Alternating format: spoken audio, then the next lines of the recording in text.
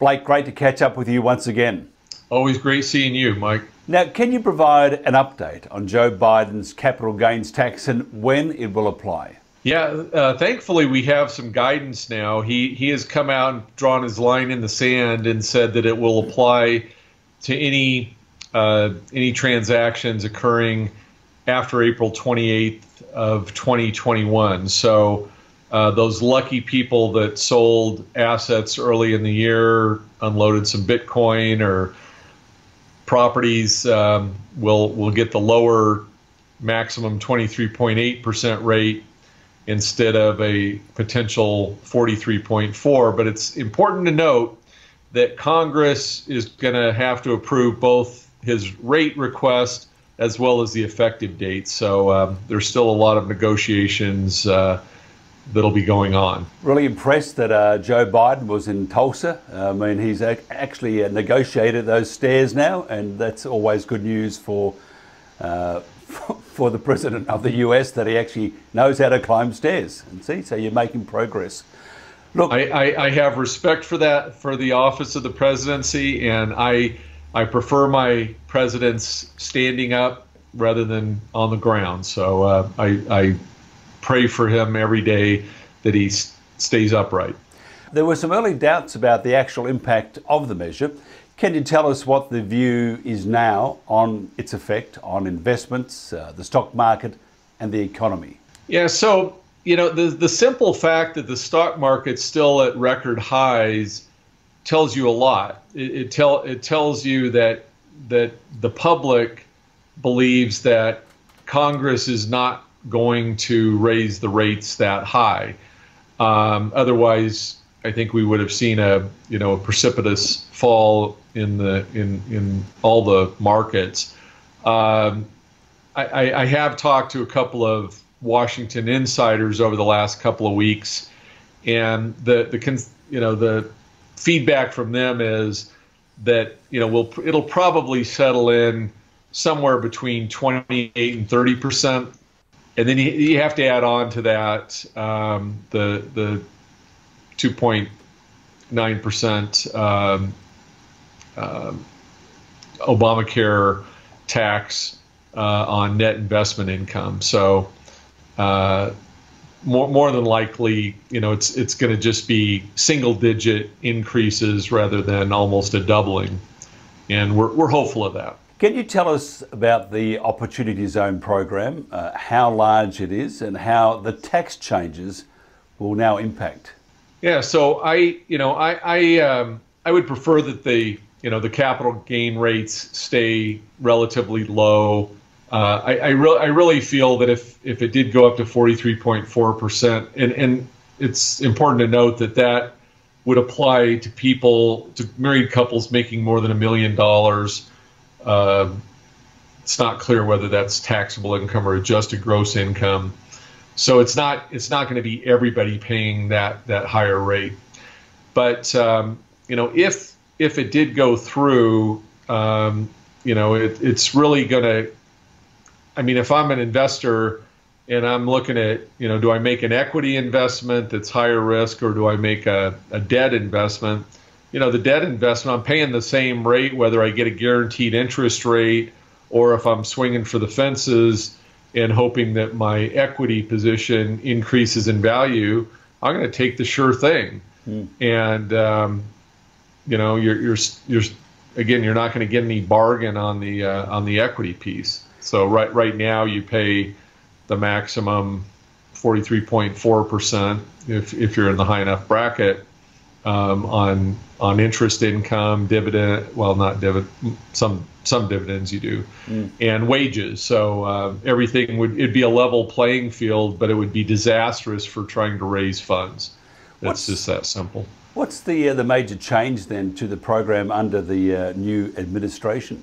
Well, okay, yeah. So actually, let me go back because I didn't really answer your question. So really, if Biden got his way, and tax rates went up on long-term capital gains to 43.4, the Opportunity Zone program, which allows you to defer that tax until 2026, and if you make the proper investments and hold them for 10 years, tax-free after 10 years, that those funds will be oversubscribed.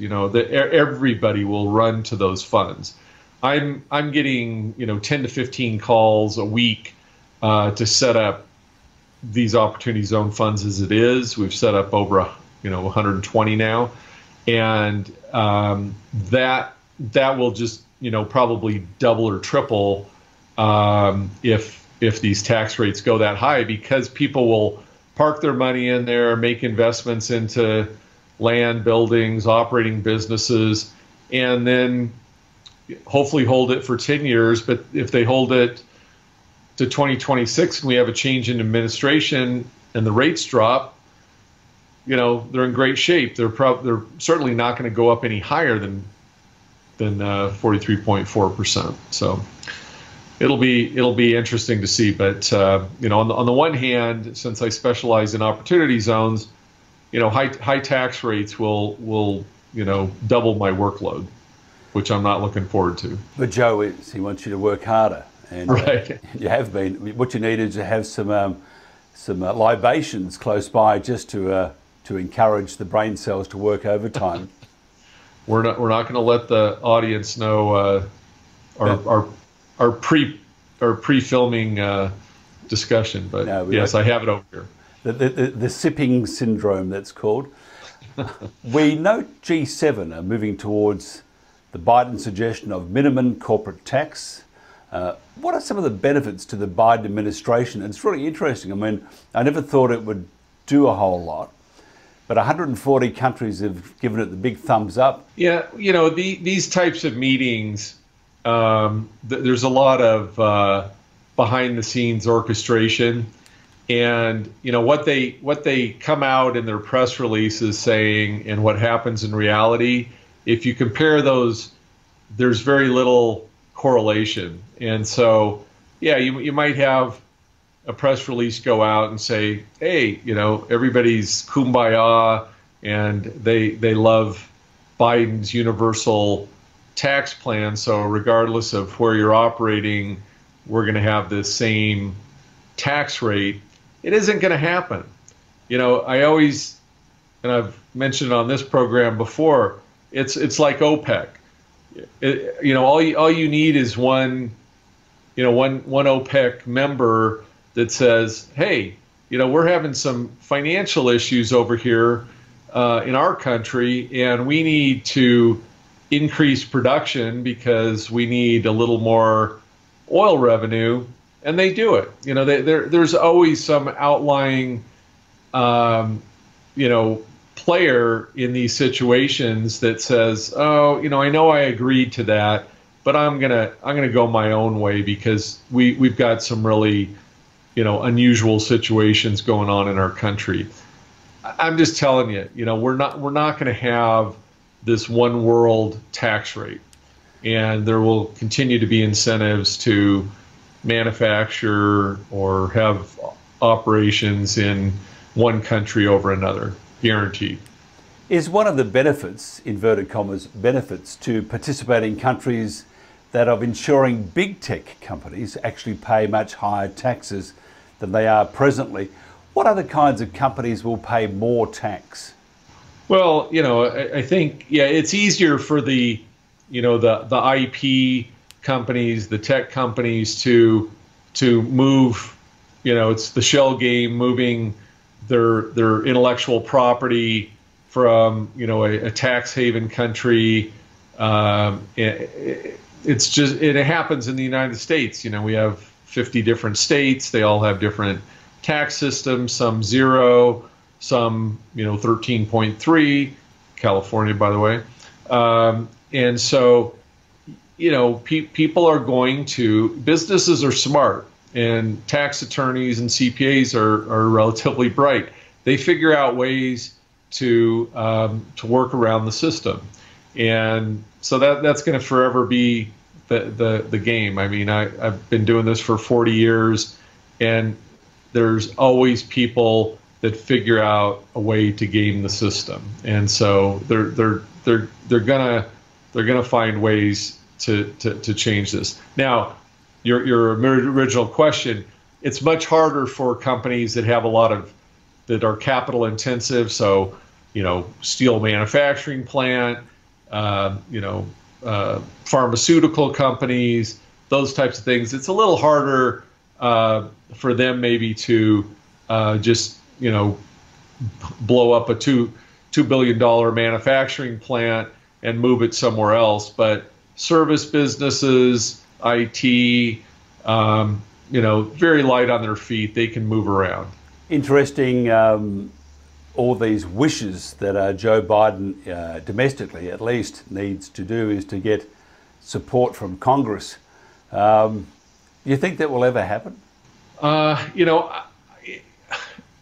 have this 50-50 split, but the tiebreaker goes to the Democrats. They're in the power seat right now, but it's also, what does the public want? What does Wall Street want?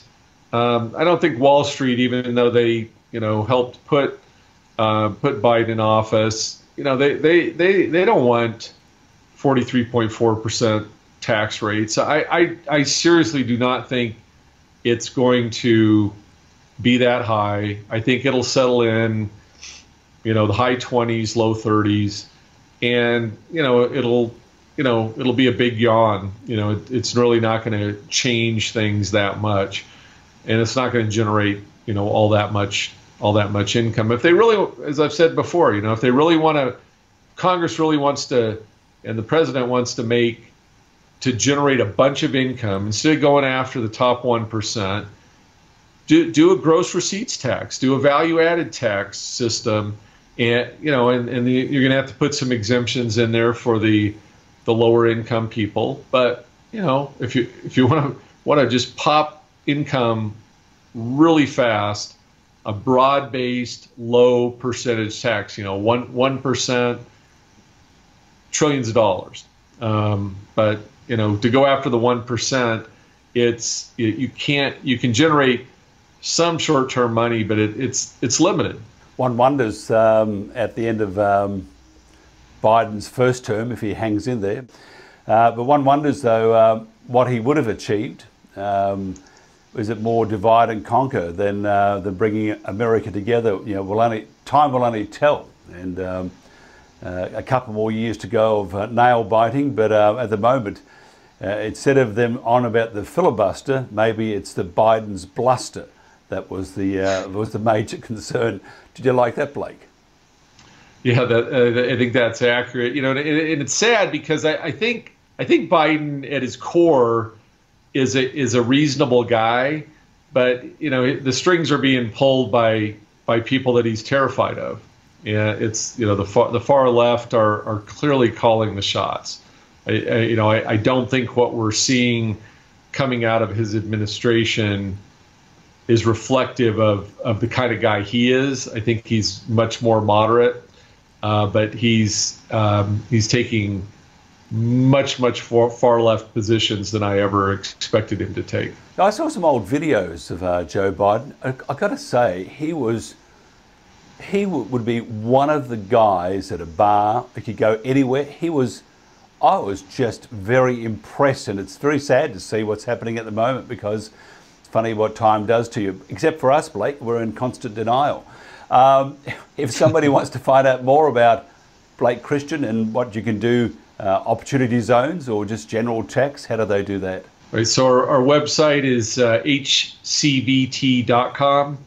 and or you can Google Blake Christian CPA, and you'll get all my contact information, articles, and videos. Now, just before we wind it up, we normally have our little Joe Biden score, but this time we're going to bypass that because it only happened a week or two ago. You can do our wine review, and which wine are we sipping on tonight? It's a nap. Let's see. I'm trying to remember. I think it's an Oregon Pinot. Mm-hmm. I was going to say it was a Napa, but it's an Oregon Pinot. Oregon makes tremendously good Pinots. Out of 10? Pinot Noir, yes. Just. And out of 10, we have to give it the Blake-ometer a rating. I would give this a good 8. And next time we'll have to talk about rum. I have an investment in a Hawaiian rum company that uses 3,000-year-old sugarcane. So, Wow. but I just got a report from them, and they're doing quite well. Wow, that's fantastic. Don't forget, you know my address. We're always willing to have a virtual sip from this end. Blake Christian, thank you very much. Thank you. Always good to see you.